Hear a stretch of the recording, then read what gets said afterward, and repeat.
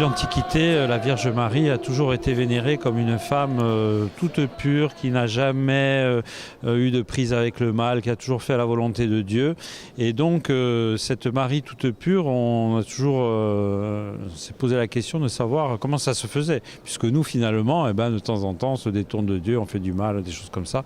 Et donc, en fait, ce que croit l'Église, c'est que par un don particulier qui a été fait à la Vierge Marie, qui est lié avec la Passion du Christ, la Vierge Marie a été préservée du péché, c'est-à-dire que dans toutes les épreuves qu'elle a traversées, elle a reçu de l'Esprit Saint la force de résister au mal, finalement, et d'être toujours fidèle jour après jour. Et donc c'est cette pureté, cette sainteté de la Vierge Marie que nous célébrons en cette fête, et donc ce don particulier qu'on appelle l'Immaculée Conception, qui lui a permis de résister au mal tout au long de son existence. Alors quand vous voyez cet engouement ici à l'Île-Rousse, pas forcément présent sur tout le territoire, qu'est-ce que ça vous fait? Qu'est-ce que vous en pensez? C'est la fête patronale de l'Île-Rousse. Et donc la fête patronale d'une ville ou d'un village, c'est un événement important qu'on vit tous les ans, où on rassemble tout le monde. Et ce qui est très beau ce soir, c'est qu'effectivement, tout le monde était rassemblé. Il y avait des enfants, il y avait des jeunes, il y avait des familles, on portait dans notre cœur les personnes fatiguées ou malades, il y avait les élus, il y avait des gens qui sont investis dans les diverses associations. Enfin, finalement, j'avais vraiment l'impression que toute la ville était réunie autour de la Vierge Marie, puisque c'est la patronne de la ville.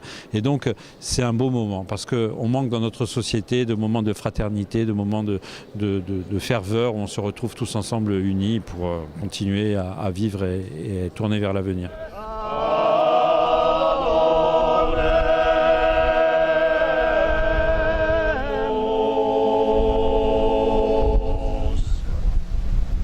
Le 8 décembre, on célèbre l'Immaculée Conception, la première pour la confrérie de l'Île-Rousse. Voilà, la première Immaculée Conception, donc pour nous c'était un peu de pression aussi, parce que qui dit première dit forcément beaucoup de stress, même sur l'organisation.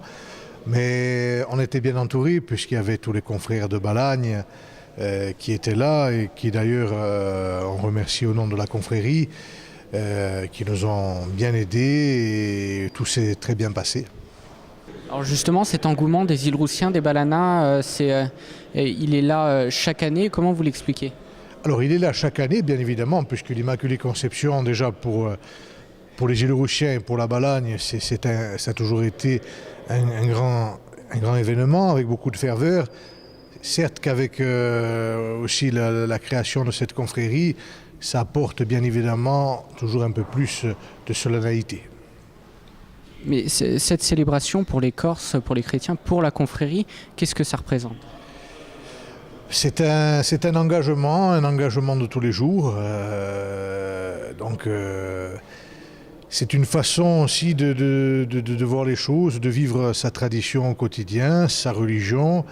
Et voilà, c'est quelque chose de vraiment, une expérience vraiment formidable pour nous. Et on le fait naturellement, suivant simplement le fil de nos anciens.